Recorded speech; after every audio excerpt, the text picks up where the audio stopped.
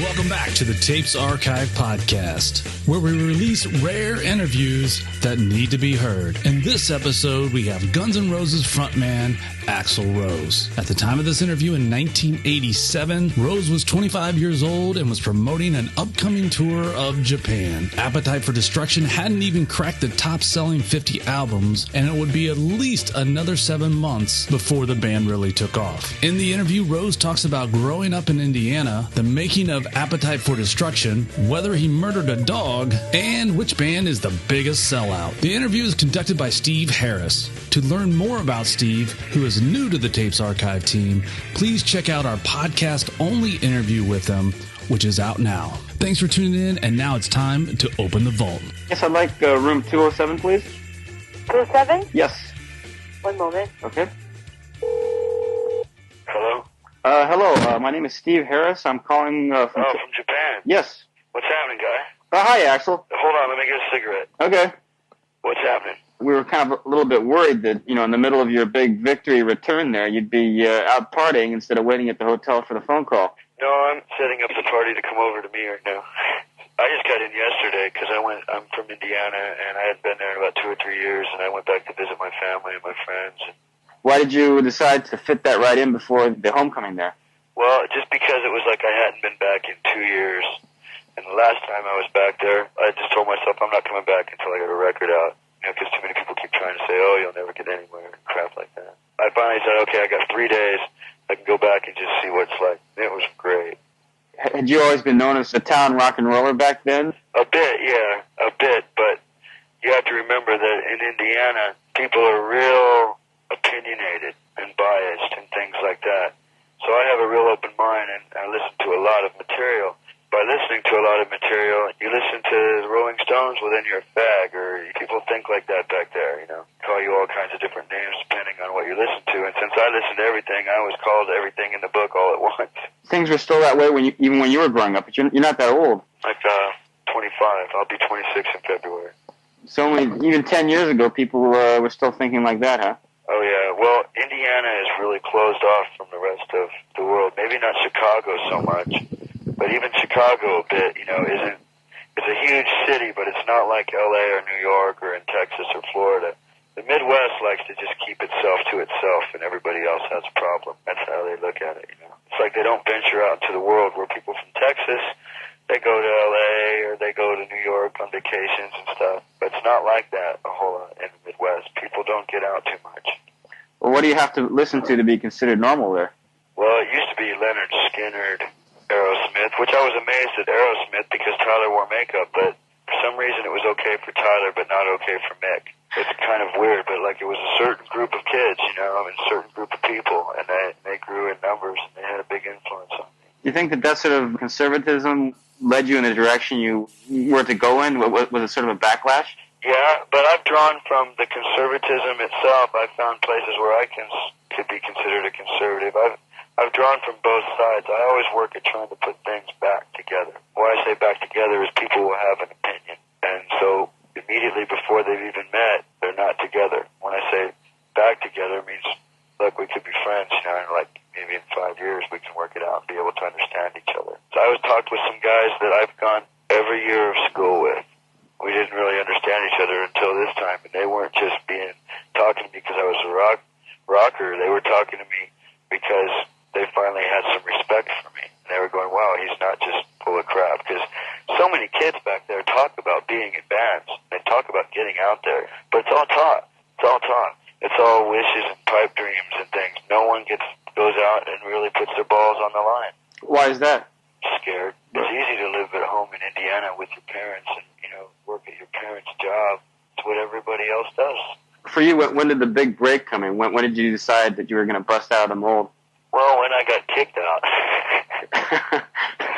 When I got told to leave. Got told, cut your hair, and I said, no. And he said, go. I said, I'm leaving. That was like when I was 16.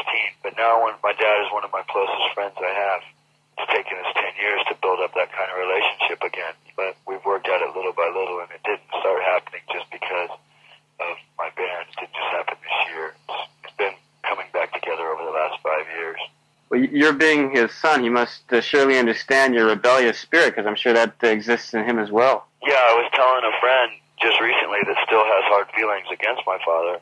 I was telling him, I was going, yeah, well, one reason Dad was so hard on me was because he didn't know that I was following the things he taught me to do, to go for your dreams and things. He thought I was messing up. He didn't know.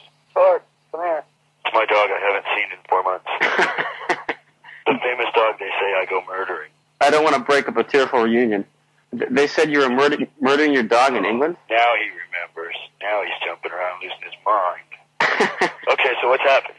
Yeah, you were talking about how they said you murdered your dog in England. What's the story behind that? I don't like poodles, and I told some guy that everything about poodles makes me want to kill him. So next thing you know, there's this magazine in England talks about this band in L.A. where this guy's a self-confessed poodle murderer.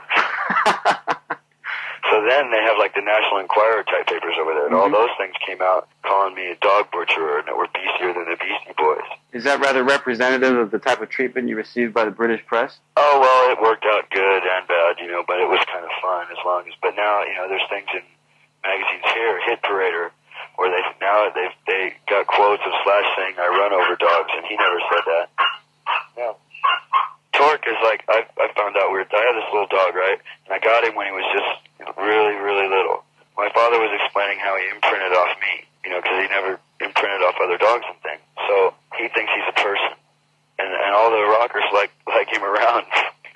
It's funny, everybody hates little dogs, but this dog is like a party dog. It's funny. He's your Spuds McKenzie. Yeah. Well, Spuds is a girl and has had puppies. That's a big lie. Getting back to England here, your success there was rather phenomenal. As a matter of fact, among the current wave of LA bands, perhaps you stand out as the most successful band in England, having done, I guess you started at the Marquee and went to Hammersmith Odeon rather quickly. What's behind the success there? What do you think is making you go over in England, whereas they turn a cold shoulder to everybody else from LA? Well, I think it's kind of like if you think back in the 70s and stuff, a lot of things, like Hendrix went over to England to break, and a lot of real blues bands, hard-rocking blues bands, have gone to England to break, or been from England. And it's like, they were glad to see it back, because they think a lot of things are pretentious. They're not into a lot of the new bands. They like them, they're okay, because that's what there is out there, but they think it's they think it's real pretentious. And they thought we were the same way.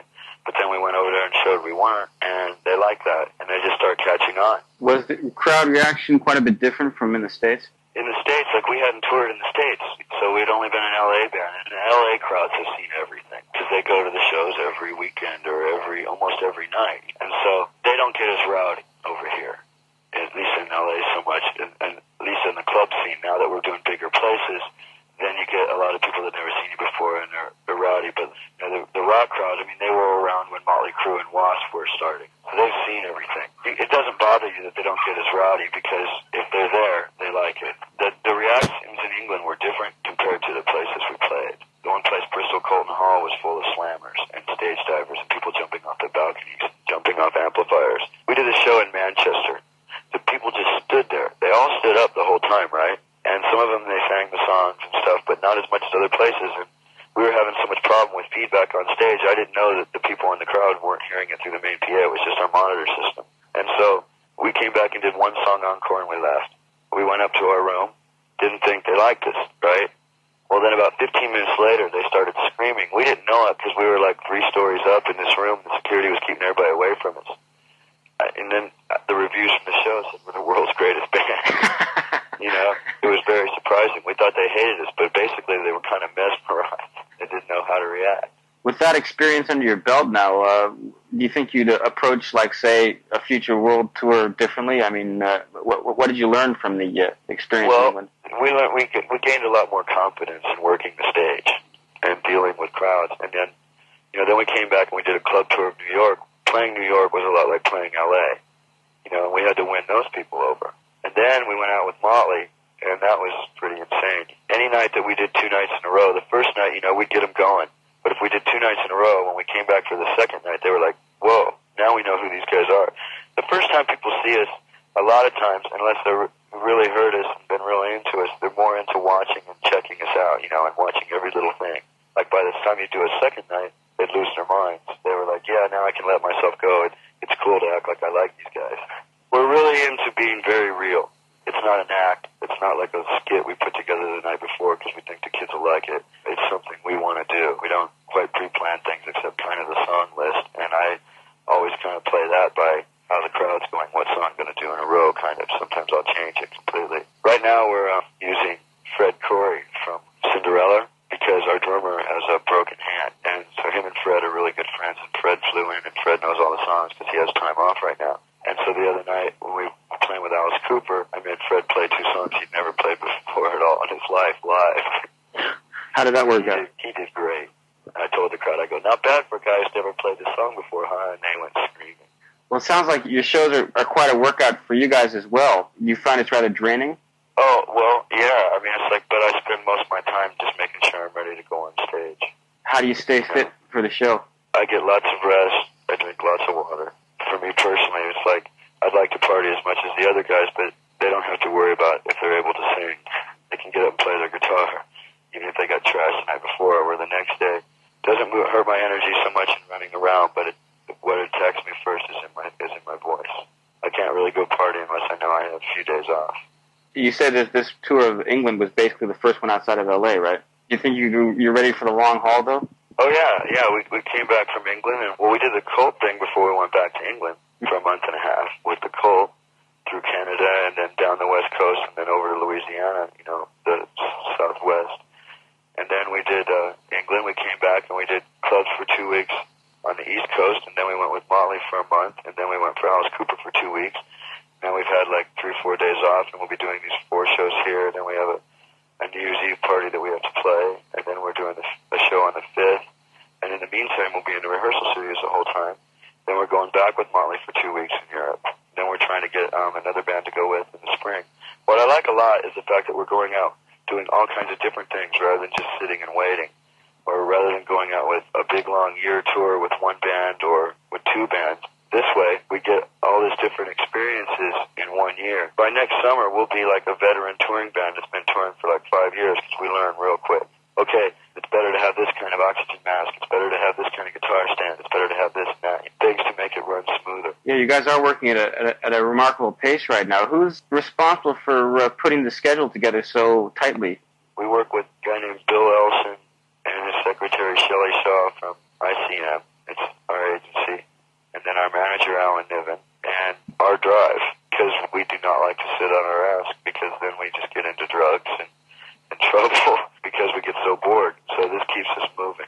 These people are pretty much experienced, I guess, in the field, and they know how to set up a up-and-coming band and put you on the right course. Yeah, and also we have an idea of what we want to do and what would be good for us, too. We have full say-so in all that, who we'll tour with, who we won't tour with, There's been people we've turned down already, which I won't get into. Yeah, have you had, any, say, mentors, people you want to inspire to become like? Well, there was people that were our favorite bands. I figured touring with Mötley Crüe would be a great learning experience. That would be exciting.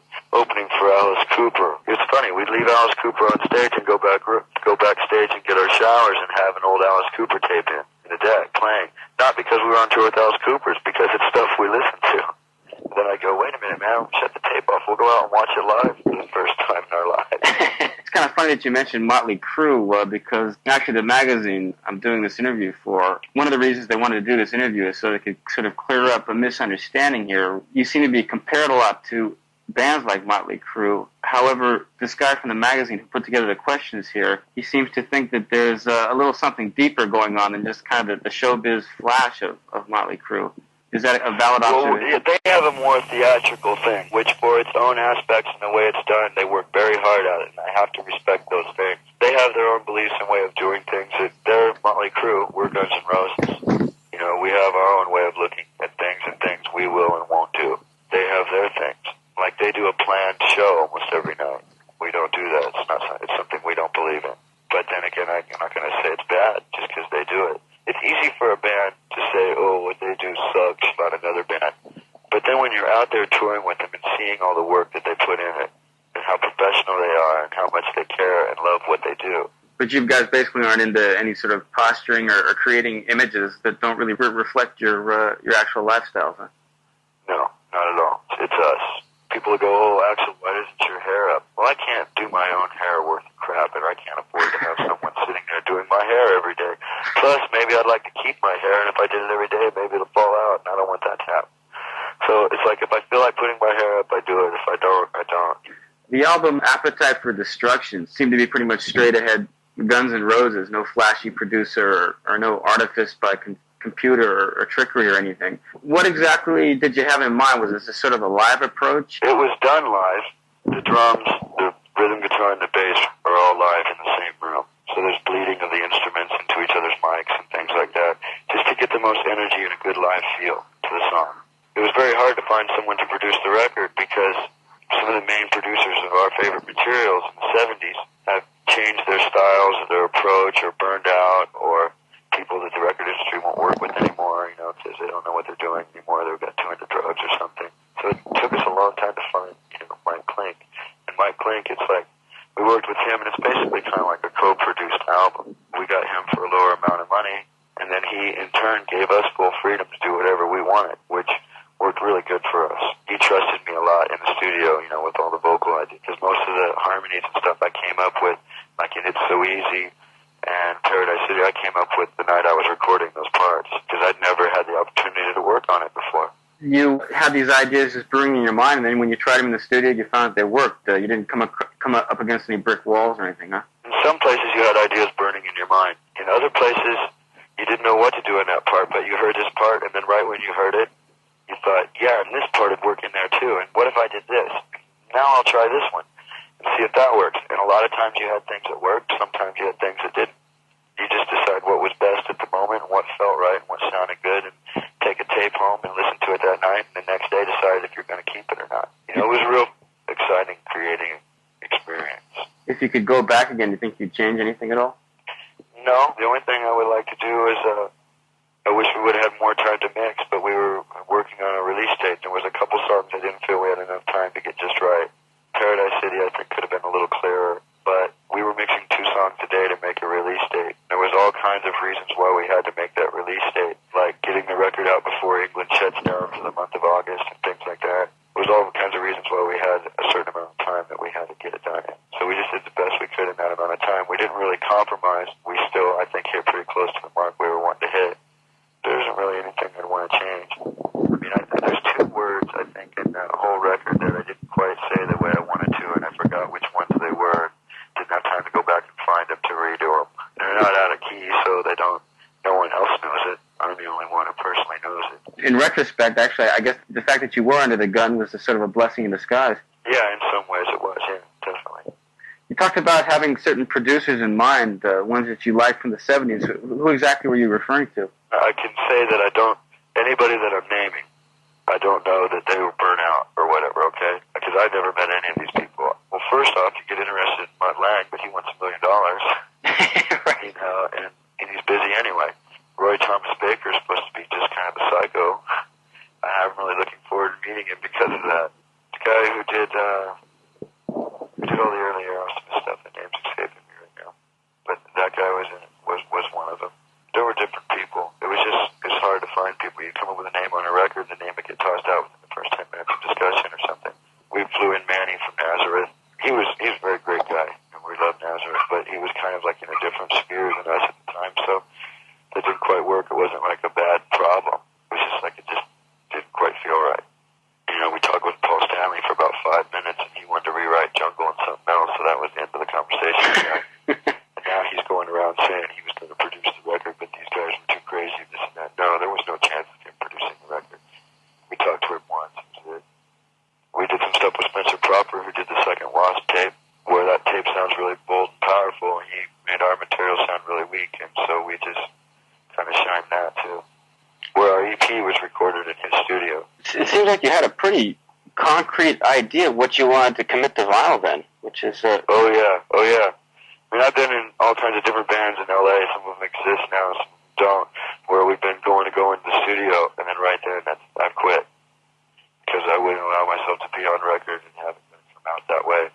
Yeah, I had a real strong idea of what I wanted to show people musically. I've never let up on it just for the sake of getting successful or having a place to sleep. You can hear It's So Easy go, this is a crazy song. song. Yeah, it is, but it's also art to me. And I have a wide spectrum of art. A beautiful ballad with full symphony where someone would call art is just as much art as It's So Easy to me. And I believe in art first. Do you know of any bands that you think have been, like, held back because, they're really good bands, but they're being rather limited on vinyl? It's hard to say sometimes because it depends on who's doing the limiting. Is the band allowing someone to tell them what to do? Okay, well, no, you could go, well, in their contract it said they had to do that. Well, then, who was weak? They're the ones that signed the contract that was limiting them. Sometimes people talk about money success as being the success. That's second. That's being lucky, and the people are being generous to you by buying your album. That's successful on its own terms. The success to me is like you do a painting, and did you get... It might not have been what you wanted, because when you think of a painting in your mind, sometimes what comes out on the paint is like the shadow of what you thought of. But still, is it something that you're proud of? If you can get that, and you're really proud of it no matter what anybody says, whether someone offers you $1 or $10,000 for that painting, if you're proud of it, that's to me what counts. That's what we strive for. Being extremely particular about your own sound and whatnot, I'm sure it's rather vexing to always be mentioned in the same breath, such as Poison or Faster Pussycat, which all seem to be part of the LA glut of glam bands. Yeah, it is. Yeah, it is. Really gets on your nerves. Really gets on your nerves. Faster Pussycat doesn't bother me so much because we've done everything we can to help those guys. Just enough similar and thinking in the same wavelength that it was good to have someone else there and not be all alone. But in the actual approach and doing what we want to do, everybody in this band is in this band because he wants to be in this band and around these guys, not just because he wants to be signed. Being famous is second, and I can say that for all the guys in the band. I don't know where our heads will be at in a few years. Maybe somebody, getting a real big coke scam or something and really need $10,000 so he doesn't care what he plays. As long as he gets that money to pay off that debt, that could happen. I don't know. You think it's easy to get caught in that kind of nonsense in the music business? Oh, yeah. Well, people get their standards of how they want to live, and so they're willing to do anything to keep up those standards. I'm not so much that way. Not about everything, especially not about my art. How many years had you been knocking around L.A. before you really felt that you had the lineup you needed? I've been out here off and on since 80, and then I was in here straight from 81. So it took up until the last 2.5 years to finally get the solid lineup, but we kept bumping into each other. You just sort of knew when the right guys got together that it was going to work out, or did you have to polish it up after you... Well, we finally knew that we were the right guys, and then we said, okay, and now, let's just stick it out together, and let's start working. So we all like finding new songs and being able to be proud of our songs, going, wow, I've always wanted to write a song like that. I've always wanted to write a song like It's So Easy. So, finally having that song was great. We're always looking for new types of material that we've always wanted to play. Songs that make us feel certain ways that we've always wanted to feel while we play a song. How has the chart action been for the album? Excuse my ignorance. No, it's been going up and down between 60 and 50 for the last month and a half. It's doing okay with very limited radio play and limited video play. So for that, it's doing great, especially since we're a new band. People don't really know who you are. We're hoping to put out a video for Sweet Child, and that should move things up a little more. But the record's selling all right. Do you think you're being limited radio exposure and video exposure because you're a new band, or does it have to do with the music as well? I think it's part of it, and the music, and the controversy around us. I mean, people think that every song in our record says the word fuck. 4 songs have obscenities in them. 4 songs, not 12, 4. And we're not asking them to play those 4. I'm saying pick one of the others. Also, that, we have loud guitars, real drums. It's, guitar's not the same way on a lot of people's records as it is on ours. It's toned down in a different way, or even if it is for major ready play real loud, then the lyrics are something that's completely corny that has nothing to do with anything. I mean, look at, I'll say a band that I don't care saying anything about, Band Europe. That's not the most pretentious crap I've ever heard, but people that are talented and that could be doing something a lot more with their lives, if you ask me. You could tell me every one of those guys is happy with what they're doing, and I just don't believe it. Well, then again, I find the Europeans have sort of a different approach to rock and roll than Americans do, so maybe they get off on that kind of stuff. I don't know. Yeah, well, I mean, it baffles... I think it's a scam to get success and be rock stars. Maybe they're happy being rock stars, but I don't think they're going to sit down in a year from now and go, God, I'm so proud of myself for writing that song Cherokee or whatever, or Ninjas and stuff. It's like, Joe, what do they know about being a ninja? Nothing. I suppose that even if your record had stiffed, I mean, considering you're a new band, it's done quite well from what you say about the chart action there. But what if it had stiffed? Do you think you guys would be taking a different approach now? No, we just would have been a little bit scared about how we're going to survive. I believe in myself, and I believe in my songs, and I think that we'll get there some way. But it's like this. It's like the album Queen 2 wasn't a very successful album for Queen in the States, but I think it's the best recorded album in the history of rock and roll. I think it's up there with The Wall and Physical Graffiti and stuff like that. So it comes down to an art thing. I'm very, very serious about doing something I believe in, at least at the moment. And if I've changed my opinion about something I said in a song, well, as time goes by, that's okay, because that song is a reflection of where I was then. Like, it's so easy. I keep going back to that song, but it says I drink and drive, everything's in sight. Well, there was a time when we were a little bit careless and thought we were real cool, and we got away with it. It's not something we do now, or at least try not to. It's not something I would do. Gotta watch Slash, though. Gotta watch what? I have to watch Slash, though. Oh, what do you mean? Well, sometimes after a few too many, he'll try that drink drive thing. You gotta grab him. Last time we rented vans for this band, he trashed both of them. We had to sneak him back in the middle of the night to the band rental place and leave a note. Sorry. If you look on our thank yous, it says backstage van rental. Sorry. I guess that's something you learn along the way. Is this basically a lifetime commitment, you think? As far as I see it, like say we get into some type of material, they won't play it anywhere and no one else will buy it, but it's where I'm at. Well, then the only thing that bothers me is I won't have the budget to record it as well, but I'll at least have my past records to be happy with, and I can go somewhere and, be with that. I can go sell pot, smuggle pot from Mexico, have a gun and a Harley and live in the desert in Arizona. And, if I plan my cards right and pick a place to live just right, once California sinks, man, I'll be a rich man with beachfront property. That's right. Yeah. Exactly. I'm planning out my alternatives in case I get shut out of the business. You've got it all mapped out. Trying to. Do you think you're kind of the spiritual head of the band there? Do you sort of hold things together morally, you think? With a direction, yeah. Uh-huh. With a direction and with my real strong beliefs and faith in what we do as artists. Yeah, I'd say so. Have you ever had to, really argue with the guys to kind of get them to go in your own direction? I'll give you an example about that. When we were practicing in a one-room studio, and I was standing outside because there was no PA, so I could sit outside to listen real clearly in the parking lot, and I heard Night Train and Rocket Queen and My Michelle and stuff coming together for the first time in a rehearsal, right? And these guys were on that day. They were on top of it. I was like, my eyes were like watering, I had chills, and I was like, we finally got the songs I've been looking for. And Izzy told me, after rehearsal, he goes, man, now I see what the fuck you've been talking about for the last 3 years.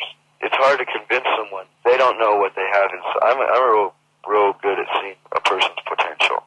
Sometimes so much so that it causes me problems, because I see the potential in this person, and I put so much belief in them, but they don't have the guts to dig for what I see inside of them. So sometimes that's been problems. But other times, like Izzy, I was always pushing him with songs, because I knew it was there. And now he's really glad I did, and it worked out good for the both of us.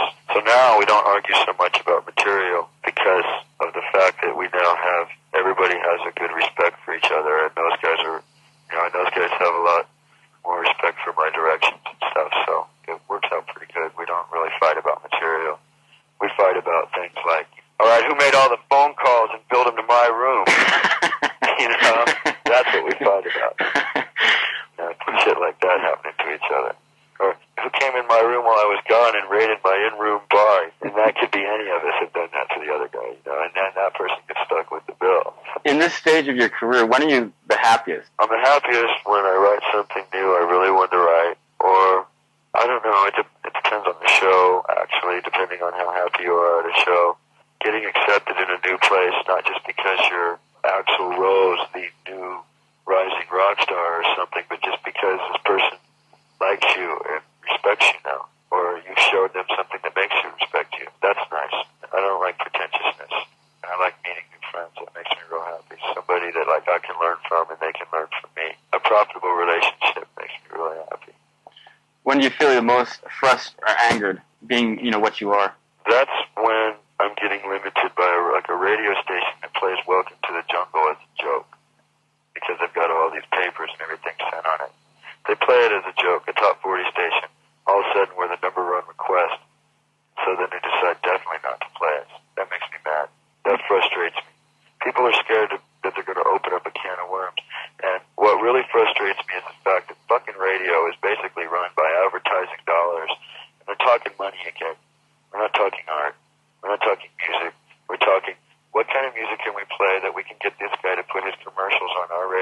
station so we can make lots of money. To me, then you have no business being in radio. Get the fuck out, go home. If you want a job like that, then work in a factory or something. Get the fuck out of this and leave people that really care about their music alone. Because these people are screwing with my bank account when I'm being sincere. I got some insincere fuck worried about paying his rent, so he's kissing ass and playing Madonna songs that he hates, and he won't play Guns N' Roses that he loves. That guy's fucking with my bank account. I don't like wimps like that. That makes me mad. Just for the record, that's just because of the obscenity thing that he's avoiding the band? No, it's just it's hard rock, man. Loud guitars, man.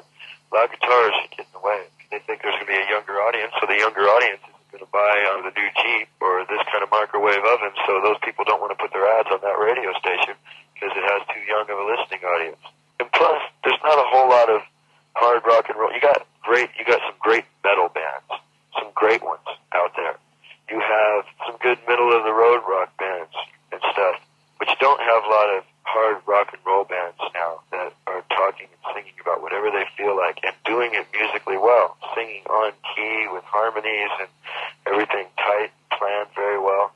You don't have much of that right now. We're one of the few in that. You can't tell me the Rolling Stones are that way. I mean, they're supposedly broke up.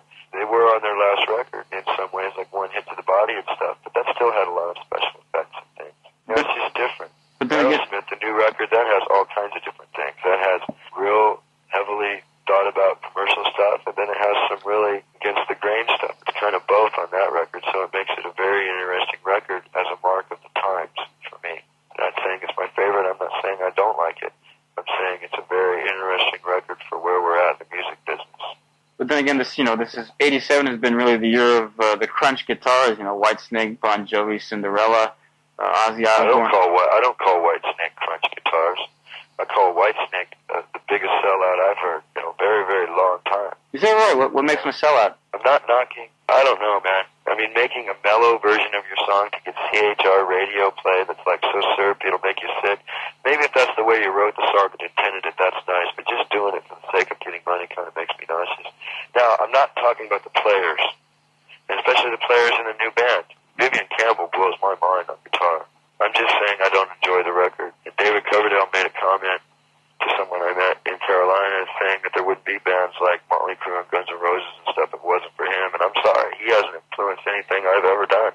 I like about 2 or 3 songs of the guys. That's about it. I think he's a great singer, but I've never sat around singing David Coverdale songs. I think Slide It In was a much more rocking record than the new one.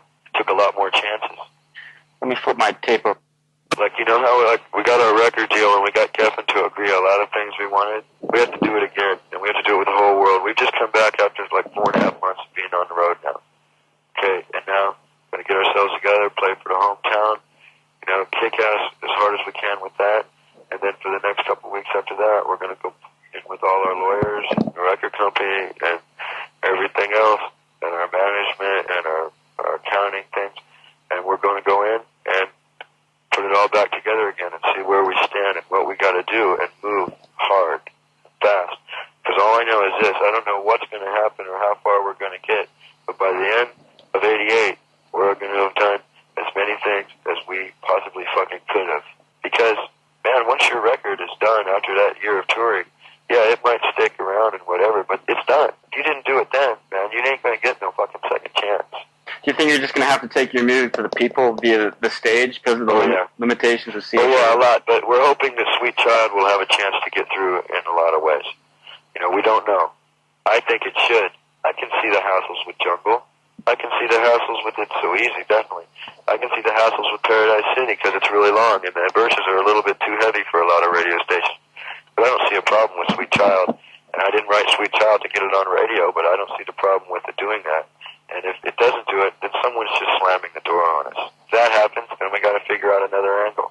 And who knows if we'll be able to do it next year or not. We'll see. I'm not going to not believe that we can't do it, but anything's possible, And if it doesn't happen, then we're going to figure out another angle without compromising our music. Because once we compromise our music, there's no reason to be in this, man. Get the fuck out. Go home. If I wanted to fucking compromise, I could have cut my hair and I could be a car salesman somewhere, or I could be climbing the corporate ladder. I'm not in this to compromise. Not at all. The only compromises are when it's profitable for both people not a compromise. That's finding out how to work together. When someone's telling me I have to change the lyrics to the song to make it a hit, that's not working together. That's something that's none of their business. Silly question about semantics, but do you object to the labeling of your music as heavy metal? Only because people see that word and they get this limited idea. And I think that we play all styles of music. We just have loud guitar, which gets the heavy metal label. I don't see where a lot of heavy metal is. I don't consider AC/DC heavy metal. I consider it as heavy as any metal out there, but I don't consider it heavy metal. I consider it extremely loud, obnoxious blues rock and roll. And that's what I consider us, because that's our strongest base. But that doesn't mean that we won't play a heavy metal song, or we won't play a country song. Yeah, I mean, if I do a country song, I'm still going to... I mean, the Rolling Stones, to me, have done the best...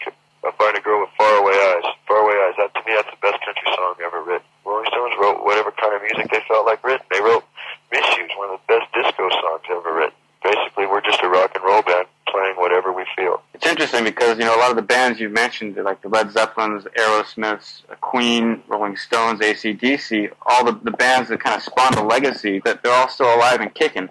When I first got the new Queen record, right, the Kind of Magic that was out like last year or so, I heard one of the songs off it, and I thought, oh, they sold out. But I didn't listen to it closely. I just closed my mind because I was so used to their old material. Now it's one of my favorite records. The vocals that he does on this, I compared it to some of the old stuff. The range is much higher, and there's much harder techniques and things done. It was amazing. I'm glad to see that. When I read about Live Aid, some of the reviews, like in Kerrang, where the Queen was it. Queen was the whole show. No one was as good and as tight and as badass as Queen was. That's very good for me to see. How about, of course, the sole exception to that list of bands is Led Zeppelin? He's moved on. He hasn't compromised his art. I'm talking about Robert Plant there. He hasn't compromised his art. He's moved on. He's an older guy. He doesn't know, he doesn't agree with some of the things he wrote about before, but like you go through life and you make changes. I mean, Pete Townshend isn't saying, hope I die before I get old now. You say things one day, and that's how you really feel, and you believe it. But then maybe you grow past that. And Robert Plant, it's like I don't listen to a whole lot of the stuff, but I have a lot of respect for it. I really like the song Big Log, but I have a lot of respect for it because he's being himself and he's not compromising. And Jimmy Page is pretty much the same way. Sure, you miss old Led Zeppelin, but like when people go back to their high school reunions and they're standing there talking to some bald fat guy, and then they don't even realize that was the quarterback of the football team who got all the girls. So they miss that, but the guy has changed. And he's a happy. The guy could be a happy, whatever family man in Idaho or something now. You go through changes. I just don't like compromising. That's just for the sake of being successful. That bothers me. I'd rather starve than have to pay the rent by bending over and taking it in the ass, and that's what I consider it. One last thing I want to ask you here that I forgot to ask you before when we were talking about Indiana is what do you think of John Cougar Mellencamp, who stayed back, of course? One, I like the fact that he has the balls to go back and live in Indiana rather than live where all of the other people in the industry would think he's cool. And he's doing what he wants to do, and he's being true to the people he grew up with. That's real important to me because I have strong friends in Indiana, too. I don't necessarily like the place because there's not a whole lot to do. I like some of the scenery. There's not a whole lot to do there, though, and I don't get along with the law there. I get thrown in jail all the time, and usually it's for something I didn't do. So then I have to pay lawyer fees if I get my way out of court. That's happened more than not. Is the album called Scarecrow, the last one? I think there was one before that. Yeah, that's a phenomenal record. Whether I'm totally into it, it's where my head's at all the time. There's different times I can sit down and hear one of those songs and go, yeah. There's other times when John Cougar's the last thing I want to hear. It's not like it's my very, very favorite thing, but he's a good artist. I guess I got what I need to know then. Thanks a lot, Axl. Well, let me say one more thing. Mm-hmm. If this comes out before we get there, man, we're going to tear that place up, man. We are so excited. Me and Izzy have been talking about going to Japan me and Izzy have been together 13 years. It's been a dream going to Japan and playing the shows in Japan. I mean, our favorite records were Cheap Trick at Budokan and Unleashed in the East. If you hear these screaming Japanese people, we go, we got to go there. We have to go. Hopefully we'll have the people be like that for us, and we'll have fun with them, and I'm looking forward to all the sushi. Well, I'm sure the kids will go apeshit because maybe we can find some opium dens and learn some Oriental girls can teach us some new things that American girls don't That's right. Some exotic new positions there to take back home. Oriental basket tricks and things. Well, I'll leave those arrangements to you once you get here. All right. Well, you can, put in your thing, that we're looking for these new things. We need instruction in Oriental sax. That's right.